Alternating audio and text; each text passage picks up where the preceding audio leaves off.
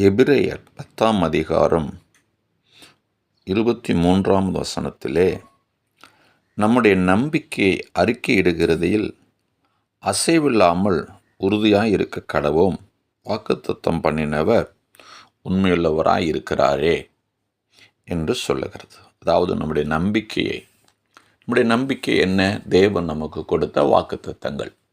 ஆகவே தேவனுடைய வாக்குத்தத்தங்களை திரும்ப திரும்ப அறிக்கையிடும் பொழுது அது நம்முடைய வாழ்க்கையிலே நிறைவேறும். ஜாய்ஸ் மேயர் என்று சொல்லக்கூடிய ஒரு ஊழியக்காரம்மா தன்னுடைய வாழ்க்கையிலே 100 வாக்குத்தத்தங்களை எழுதி வைத்து சில வருடங்களாக அவைகளை அறிக்கை செய்து கொண்டே இருந்தார்களாம். அதனால் அவர்களுடைய வாழ்க்கை மாற்றம் அடைந்தது. இன்னைக்கு ஊழியத்திலே பிரகாசித்து கொண்டிருக்கிறார்கள் என்று சொல்லுகிறதை நான் அடிக்கடி கேள்விப்பட்டிருக்கிறேன். ஆம் பிரியமானவர்களே, வார்த்தையை நாம் அறிக்கையிடுவது, அதாவது தேவனுடைய வாக்குத்தத்தங்களை நாம் உரிமை பாராட்டி அறிக்கையிடுவது மிக மிக அவசியமானது ஒன்றாக காணப்படுகிறது.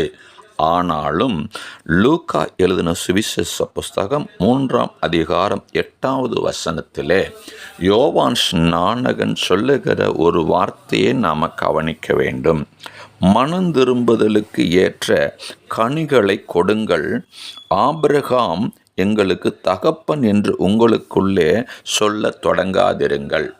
அதாவது ஆபிரகாம் எங்களுடைய தகப்பன் என்று சொல்லுவது அறிக்கை.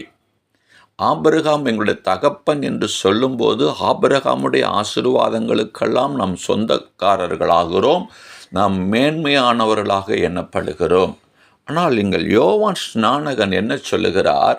நீங்கள் சொல்ல தொடங்குவதற்கு முன்பு செய்ய வேண்டிய ஒரு காரியம், மனம் திரும்புதலுக்கு ஏற்ற கனிகளை கொடுங்கள். கனி கொடுக்காத ஒரு நபர் எத்தனை முறை தங்களுடைய வாழ்க்கையிலே வேத வசனங்களை அறிக்கையிட்டாலும் அது பலனற்று போய்விடும் என்பதை நாம் உணருவதில்லை. அவர்கள் அறிக்கை செய்தார்கள், உயர்ந்தார்கள். இவர்கள் அறிக்கை செய்தார்கள், உயர்ந்தார்கள்.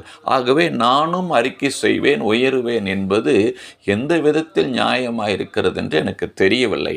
அவர்களுடைய வாழ்க்கையை நாம் கவனித்து பார்த்திருக்கிறோமா? அவர்கள் எப்படி மனந்திரும்பி தேவனுக்கு பிரியமாய் வாழ்கிறார்கள் என்பதை நாம் பார்த்திருக்கிறோமா? ஆகவே பிரியமானவர்களே, தேவனுக்கு பிரியமான ஒரு வாழ்க்கை வாழும்போது, தேவன் விரும்புகிற கனிகளை நாம் கொடுக்கும்போது, நாம் செய்கிற அறிக்கையை கர்த்தர் கனப்படுத்தி நம்மை உயர்த்துகிறவராயிருக்கிறார். God bless you.